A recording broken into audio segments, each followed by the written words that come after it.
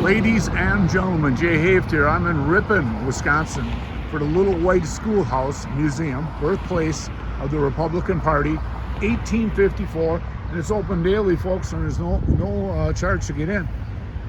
There's a picture of the schoolhouse from a distance, and the lady in here that runs this is real nice, and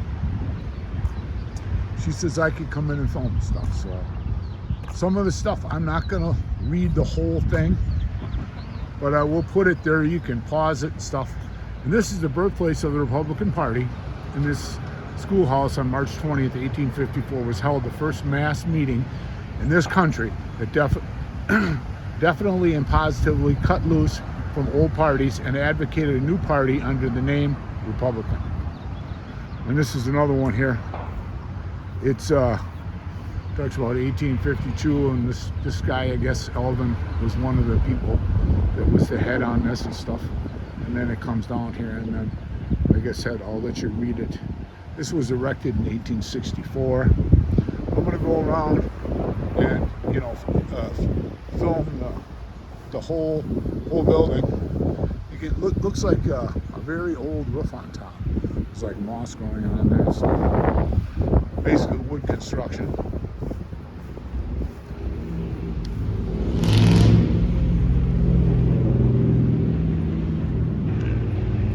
It's amazing how that wood siding stuff will last as long as you take care of it and stuff. So, I just want to say I'm not a Republican, but it's an amazing thing that it was here in Wisconsin. I'm an independent, folks. So, but I do think it does need to be filmed, and it's,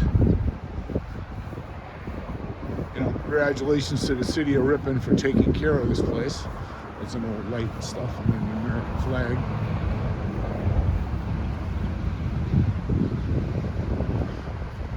This is birthplace of the Republican Party, 1854, Ripon, Wisconsin. And the Little White Schoolhouse has been a designated National Historic Landmark. This site possesses national significance in commemorating the history of the United States of America. In 1974, it was indoctrinated into the... Ellen says this is fine, that we're doing this, and she could come over. Would have loved to have come over and met you, but she's taking care of her elderly mother right now. Okay, that was the lady, I guess, from... She's not going to be able to come over, but... There's a painting, it looks like, of the... Yes, it's a watercolor, actually. It's a watercolor. And it says political draw. And this is a close-up if you wanted to. Oh, but okay. it's quite lovely. Oh, you sell those, huh? Yes, they're only $10 for the print, and That's a good price. they're actually quite lovely. There's an old doll, some books and stuff. The things that are on the shelving are treasures that people in the community have given to us. And That's awesome. yes, some of them are really quite wonderful. In the history of the schoolhouse, the land ordinance of 1785, during colonial times, schooling was left up to each of the colonies individually. Like I said, I'm going to leave this here for a little bit. You can pause this and read this. I just don't want to make this tour too long. Right. And then it says here, the Little White Schoolhouse is a symbol of grassroots activism. In 1854, a group of citizens, their determination to create a new national political party opposed to the spread of slavery, which is very powerful. Yes, many people don't realize that the Republican Party was formed for only one reason. The meeting here was for only one reason, and that was to end slavery. The history of the schoolhouse, the district quickly outgrew its one-room schoolhouse.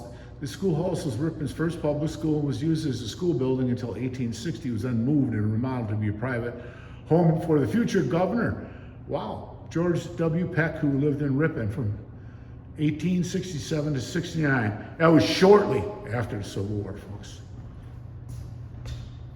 Yes, Okay. the schoolhouse has been moved many times. This is not the original site. There's an early map and stuff, and there's some nice stuff on top here. Again, That's kind of interesting. Yes. They have an octagon house in town. Yes. That's nice. I'm gonna go ahead and do it, and I'll let you speak after I'm done, okay? That way I'm not talking over you. Okay. Okay, fugitive slaves, attention, the slave hunter is among us. Be on your guard. An arrest is planned for tonight. Be ready to receive them whenever they come. There's an old United States map, and then Kansas-Nebraska Act of 1854.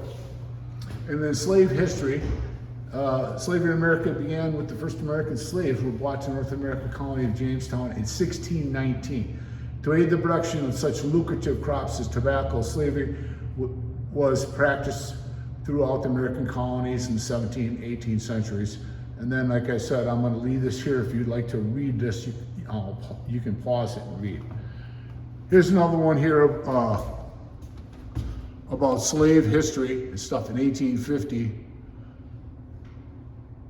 And I'm going to go back and forth because I'm kind of close to this, and I'll let you read that. Joshua Glover, Sherman Booth, and there's the Republican place. It says, Glover alleged to be a fugitive slave whom the marshal had in jail in the city of Milwaukee. Booth was held at bail in sum of $2,000. So, like I said, I'll let you read that if you'd like to. There's an old scoop and stuff in it. This is a very old, looks like a wood burner, and it's vented property out the side. It says, we went to the meeting held in the schoolhouse. Whigs, free loyalists, and Democrats. We came out of it Republicans, and we were the first Republicans in the Union. There's some old books, some more old books. And then the creation of the political party. Allen E. Bivouac, Horace Greeley, and Thomas Jefferson. And then there's some more old household stuff, bottles, pictures, and stuff on there. And then I'm going to come back here a little bit, and I want, if you want to read this, like I was saying, you could pause this. I'm going to get the top part and the bottom in 1854. It's got an old, looks like to be original floor, folks. They last a long time. And there he is, folks, Abraham Lincoln, Lincoln Park chapter. And there's the presidential candidates on there, stuff. Abraham Thomas. It says Bovey Whig, 1818. And then the primary characters, we'll go down through those.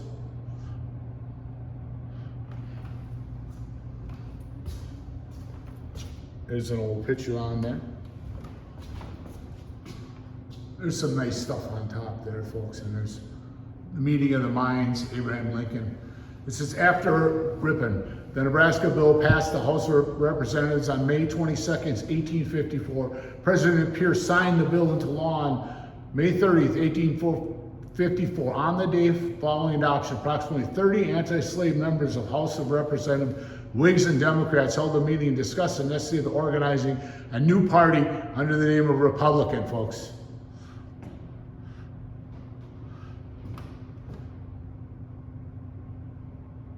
John C. Fremont. There's some nice glassware on top there, and that's a very old, looks like a silver pitcher, but it's tarnished. And after Ripon, Abraham Lincoln is elected the 16th President of the United States over a deeply divided Democratic Party, becoming the first Republican to win the presidency. And then again, I'm going to leave that there if you want to, I suggest coming here and check this out, folks. There's a Republican, the elephant stuff. There's a bust up there of a politician. And there are the Republican presidents, Abraham Lincoln, Grant, Hayes, Garfield, Arthur, Benjamin Harrison, McKinley, Theodore Roosevelt, William Taft, Harding, Calvin Coolidge, Herbert Hoover, Dwight Eisenhower, Richard Nixon, Gerald Ford, Ronald Reagan, George Bush, and then Donald Trump. That's an old picture of this John someone there. Okay, and okay, what have you to add now? I think you've kind of covered the major points in the schoolhouse, but for example, the items in here, in this display, again, are items from people in the community, and this is especially wonderful. The money. Well, the blanket is an actual blanket from the Civil War. Wow. And so we were very fortunate that they shared that with us. This is also one of my favorite displays, if you look closely, comes from the C.T. Kettering Company family. And it's a Civil War bayonet that their grandfather brought home from the war and made into a screwdriver. So my guess is that as a young man, that soldier probably came home from the Civil War. From the war between the states. And was very, very done with death. And he took that bayonet and he filed it down and he made it into a screwdriver. He was probably a farmer, so he fixed everything. And it reminds me of the Bible verse, they shall beat their swords into plowshares. Yeah, that's amazing. This is it's a great thing. That's just part of the history in here. The meeting itself is what the major focus is on. But if you do come and actually get the personal tour, you're going to learn many, many other very interesting things about the building, about the city of Ripon, and also the meeting that took place here in the creation of the Republican Party. All right, and I want to thank you folks. Like I said, if you get a chance, come here and visit. It's part of our American history here, located in Ripon, Wisconsin. Thank you.